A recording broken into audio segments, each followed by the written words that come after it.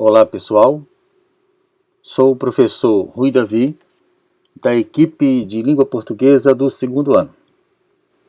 Daremos agora continuidade às nossas aulas do nivelamento.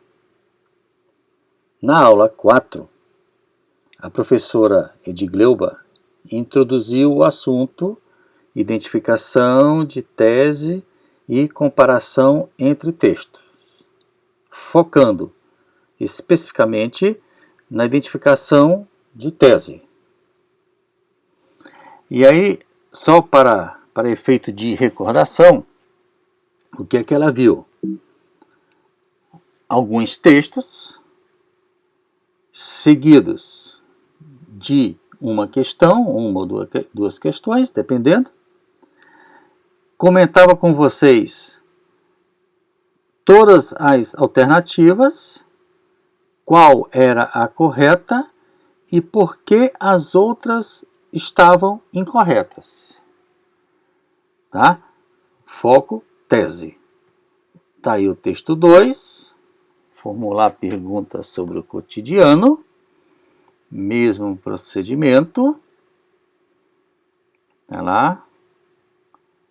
Texto 3, desmatar não vale a pena. As questões e a resposta correta, explicando por que as outras não estavam corretas. Texto 4, o teatro da etiqueta.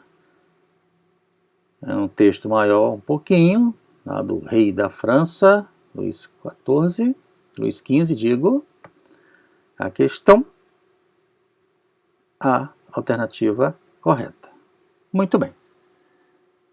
Agora, nós vamos trabalhar nesta aula 5 e 6, né? São 3 aulas na semana, a comparação entre textos.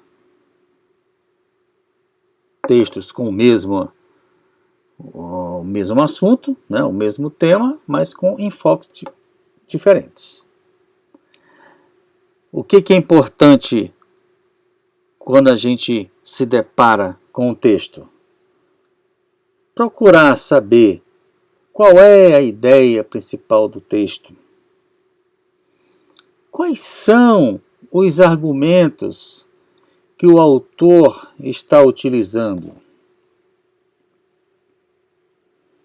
O que o autor pretende com cada texto, com o seu texto? O próprio título, vocês já viram a importância do título como indicador do que está no próprio texto. Identificação da tese, que é o que foi visto até agora. Tá? Nas questões, a professora Edgleuba fixou bem isso. Você tem nas alternativas ideias principais e ideias secundárias. Muitas vezes, aquilo que está sendo dito ali é correto, mas não é a ideia principal, que é o que se pergunta na questão. E também é importante ainda, por último, olhar a referência bibliográfica.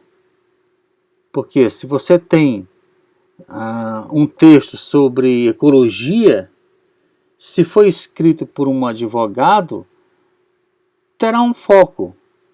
Mas se for escrito por alguém da área da ecologia, certamente o foco será diferente. Então é importante a gente identificar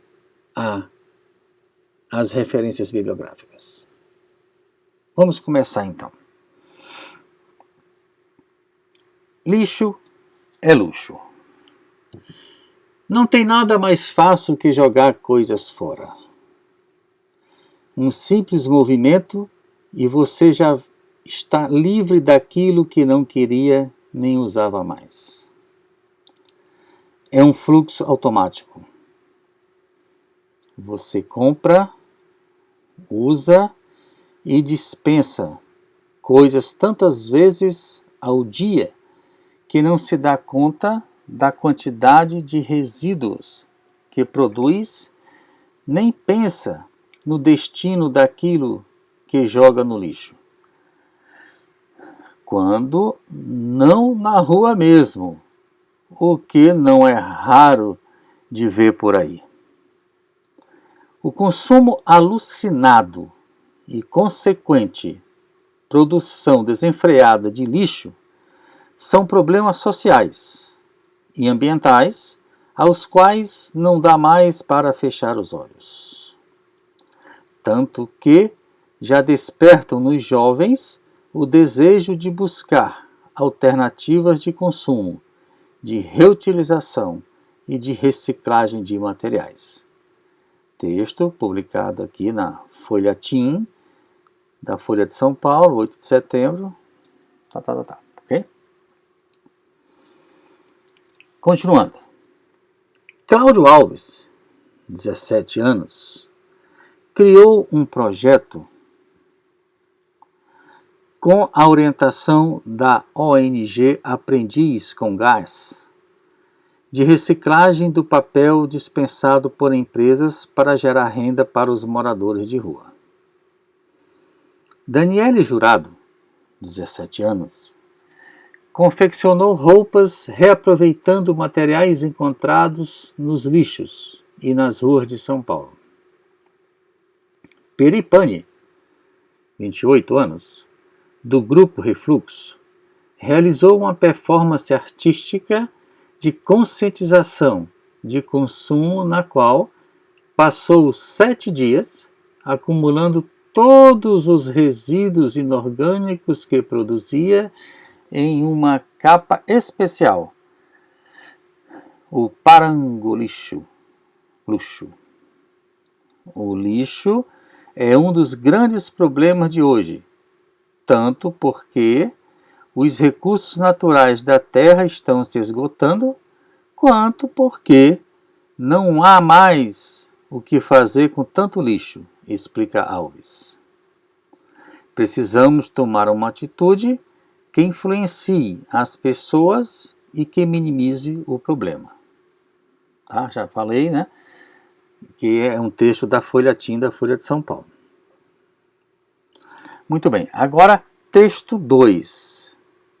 Tá? Vamos ver o que é que texto 2, qual é a semelhança, vamos fazer a comparação do texto 1 com o texto 2. Lixo gera renda no Quênia. Chinelos de borracha são usados em todo o mundo, em alguns lugares até para ir à escola e ao trabalho. Um dia, eles vão parar no lixo ou se perdem nas ruas. As chuvas os levam para o mar e, em algum momento, tudo vai parar numa praia. Na ilha Kivayu, que faz parte da Reserva Marinha Nacional de Kiunga, no Quênia, dezenas são trazidas pelas correntes marítimas do Oceano Índico.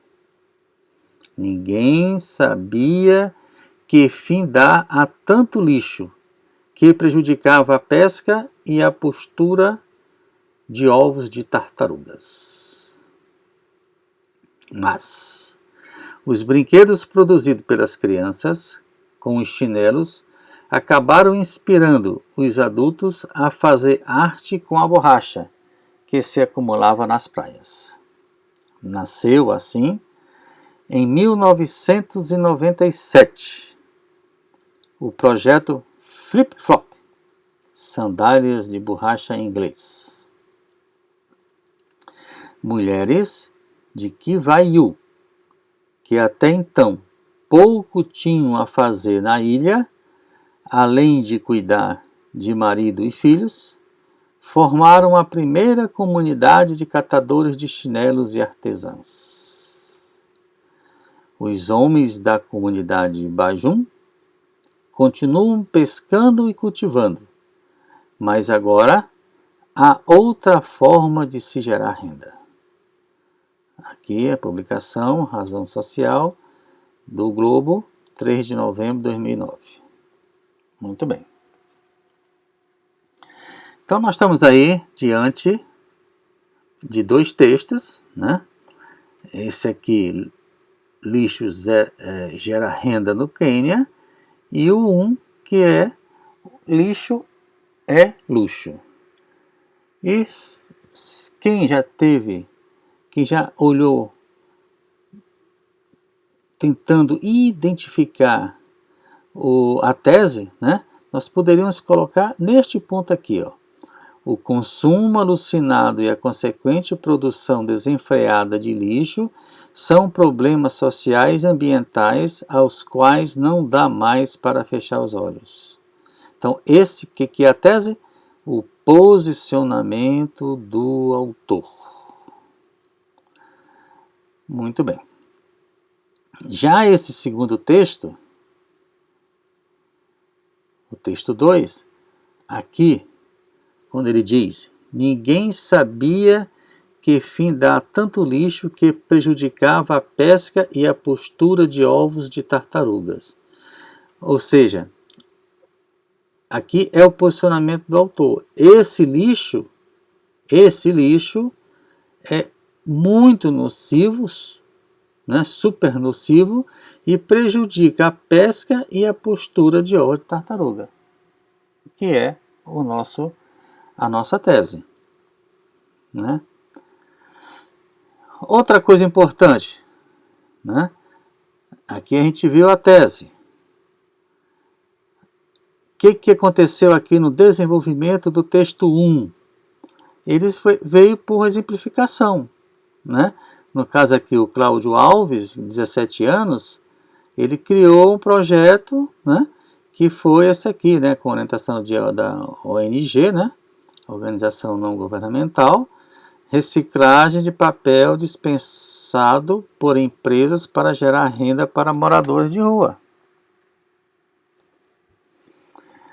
Outro exemplo, da Daniele Jurado, confeccionou roupas reaproveitando materiais encontrados nos lixos.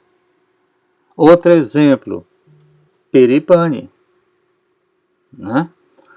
Aqui acumulando todos os resíduos inorgânicos que produzia em uma capa especial, o parangolixo, luxo, tá? Muito bem. O que mais que a gente pode observar nesse texto aqui, antes de ir para as questões, né? Na conclusão, tá? Aqui a conclusão, a última frase aqui, ó. Precisamos tomar uma atitude que influencie as pessoas e que minimize o problema. Tá? Então, isso aqui é o posicionamento do autor, tá? Aqui na conclusão. No texto 2, nós identificamos aqui a tese, né? E na conclusão, ele chegou a essa conclusão, né? Que as mulheres de Kivaiú, né, passaram a não só cuidar de marido e filhos, mas também, né, formaram a primeira comunidade de catadoras de chinelos e artesãs. Então criou aqui uma fonte de renda, né? Aqui, ó, outra forma de gerar renda. Então tá aí, então elementos que a gente viu. Onde é que está a tese? O que é que foi visto, o que colocou, como é que foi a argumentação? E qual a proposta de solução, que vocês viram aí também na aula de redação, né? Colocada aqui na conclusão de cada texto. Ok? Muito bem. Vamos ver as questões? Questão 5. Que é 1, 2, 3 e 4 foram dos 4 primeiros textos vistos pela professora de Gleuba. Questão 5. Nesses dois textos, qual é o traço comum apresentado em relação à questão da reciclagem do lixo? Pense um pouco. Nós vimos a tese, nós vimos argumentos, aquelas simplificações, e vimos nas conclusões, né, que foi que aconteceu, ou uma proposta de solução ou uma consequência ocorrida. Vamos ver? Será que descartar é um fluxo contínuo? Isso está nos dois textos? É traço comum? Não, né? Nos dois textos, não. Existe, mas não é a ideia principal, como eu falei, né? E são o que a gente chama de ideias secundárias. Jogar coisas fora é fácil. Isso não está escrito lá. Você deduz. É uma afirmação que a gente diz está subjacente ao texto, mas não é o ponto comum dos dois textos. Reciclar produz lucros. Será? Reciclar gera recursos naturais. Será? Creio que não seja esse o foco, né? Reciclar lixo é fácil. Também não é isso que está dizendo nos textos. Então, qual é a resposta? Acho que agora vocês já mataram, né? A letra C. Reciclar produz lucros. Que aí, só voltando aqui um pouquinho, aqui, nós vimos aqui, ó, outra forma de gerar renda, no texto 2.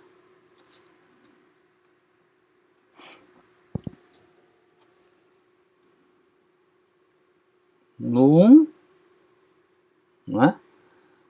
Aqui também, essa série de procedimentos tomados por esses 3 exemplos aqui citados, que acaba por produzir lucro. Então, é comum entre os dois textos essa produção de lucros. Reciclar produz lucros. Tudo bem? Aconselho vocês recordarem isso aí, rever. A professora falou para vocês sobre a prova que faremos aqui ao final desse período, né, do nivelamento, e que, se pensar bem, é simples. É só usar esses procedimentos que nós estamos colocando, que aí vocês não terão problemas com essa prova. Tá. Havia um texto de Olavo Bilac, vocês sabem lá da literatura, ou vão saber agora nesse ano, né, que é o poeta do parnasianismo, por isso a linguagem dele é bastante rebuscada. Tá? E depois nós vamos comparar esse texto do Bilac a esse outro. Escrever é um ato que exige empenho. Tá? Muito bem. Vamos lá. Invejo o ourives quando escrevo. Imito o amor, com que ele, em ouro, o alto relevo faz de uma flor. Imito e, pois, nem de Carrara a pedra firo, o alvo cristal a pedra rara, o ônix prefiro. Por isso, corre por servir-me sobre o papel a pena como uma prata firme. Corre o cinzel. Torce, aprimora, alteia, lima a frase. Olha quantos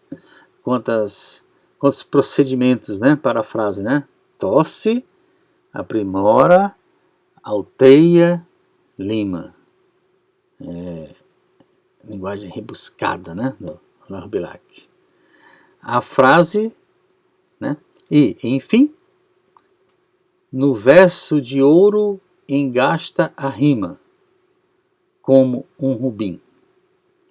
Quero que a estrofe cristalina, dobrada ao jeito, do ourives saia da oficina, sem um defeito.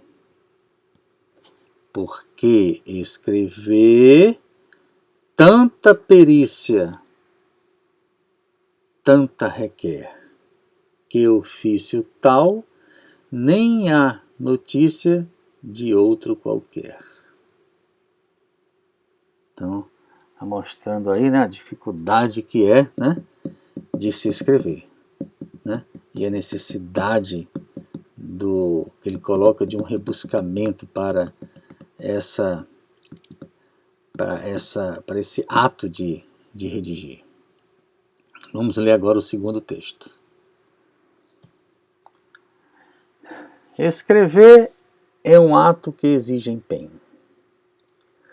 Muitas pessoas acreditam que aqueles que redigem com desenvoltura executam essa tarefa como quem respira, sem a menor dificuldade, sem o menor esforço. Não é assim. Escrever é uma das atividades mais complexas que o ser humano pode realizar. Eu posso até tentar deduzir que aqui seria a tese, né? Escrever é uma das atividades mais complexas que o ser humano pode realizar. Faz rigorosas exigências à memória e ao raciocínio. A agilidade mental é imprescindível para que todos os aspectos envolvidos na escrita sejam articulados, coordenados, harmonizados de forma que o texto seja bem sucedido. Conhecimentos de natureza diversa são acessados para que o texto tome forma. Vamos lá, conhecimentos de natureza diversa. Então, quanto mais conhecimento eu tenho, quanto mais leitura eu tenho, melhor é a minha escrita. Quanto mais eu pratico, melhor é a minha escrita. Gravem isso, repitam. Eu até falo para os alunos, todos esses macetes que a gente está em sala de aula, eu falo particularmente da língua portuguesa, mas serve para qualquer disciplina. Coloca num post-it, escreve e prega na porta do guarda-roupa. Eu fiz muito isso na minha época de estudante. Tá ali, você vai se deitar, entra no quarto, tá lá o post-it. Deitou ali, acordou, abriu os olhos, tá lá aquela informação. Você vai acabar internalizando. Porque são muitas as disciplinas, o conhecimento é muito amplo. Então, se eu não tiver alguns macetes, na hora da prova, eu vou esquecer. Principalmente nessas grandes provas de Enem, né? SPSEC, CPK, Naval, etc. É necessário que o redator utilize simultaneamente seus conhecimentos relativos ao assunto que quer tratar, ao gênero adequado, à situação em que o texto é produzido, aos possíveis leitores, à língua e suas possibilidades estilísticas. Olha só aqui,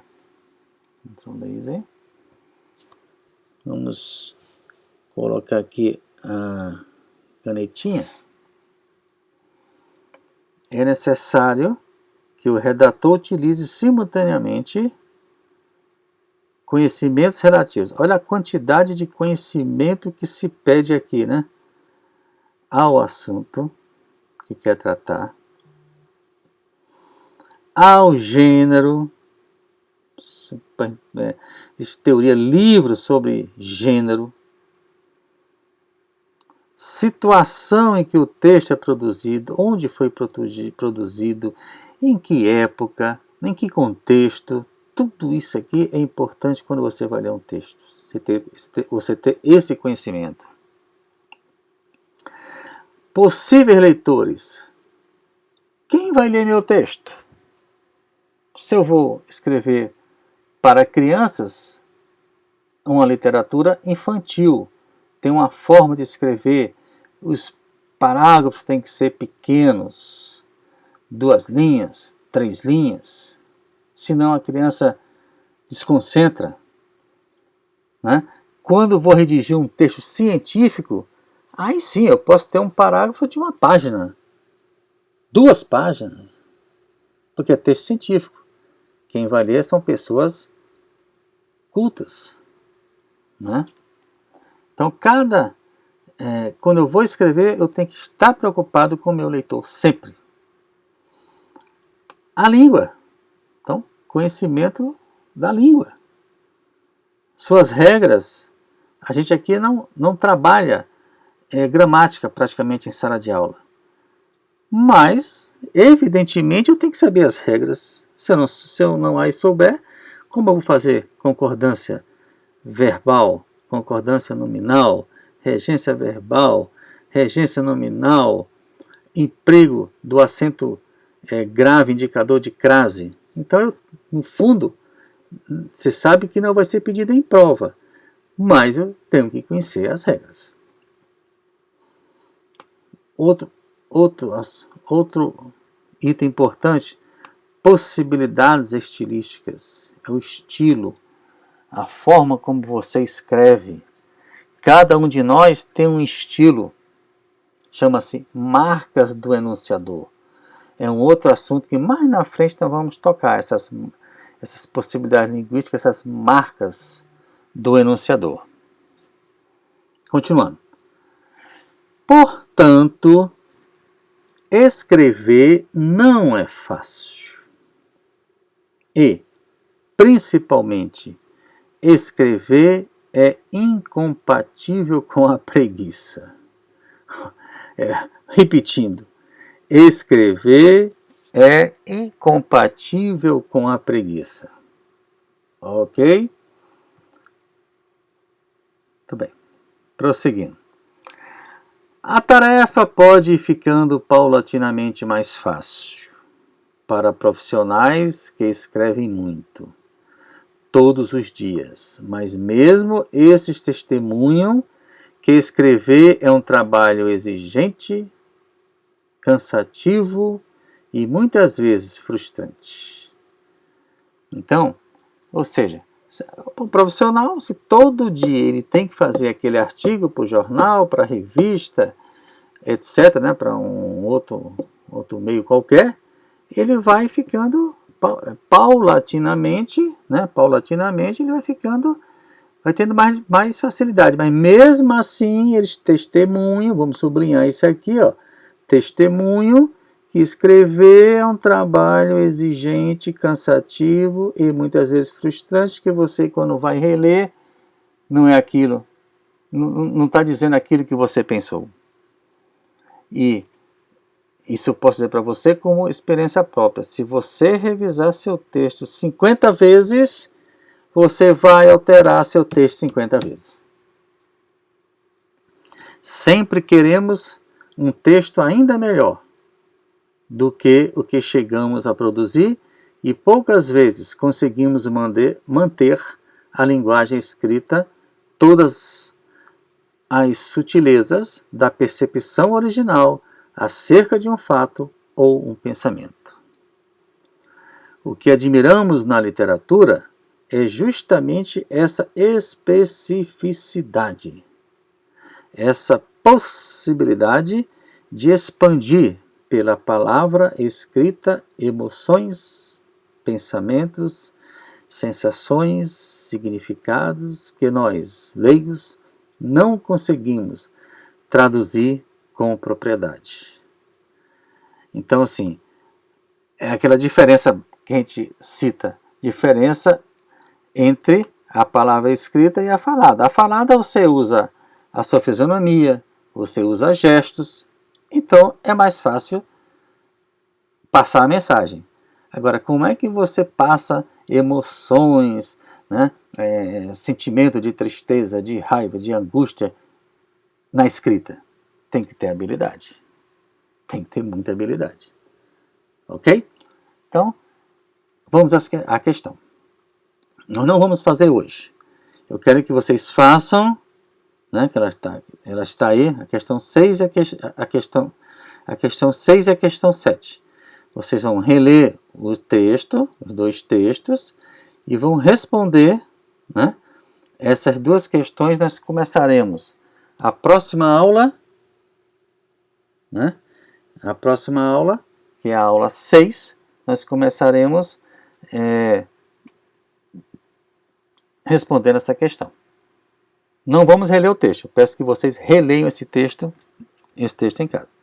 Então, por hoje é só, foi um prazer, uma satisfação, e vamos estudar, né? Vamos ler, vamos redigir. Faça a redação que a professora de redação pediu para vocês, né? Ao final aqui dessa minha aula também, eu vou passar uma atividade para vocês, porque a gente precisa, agora que os concursos estão aí na frente, precisamos praticar.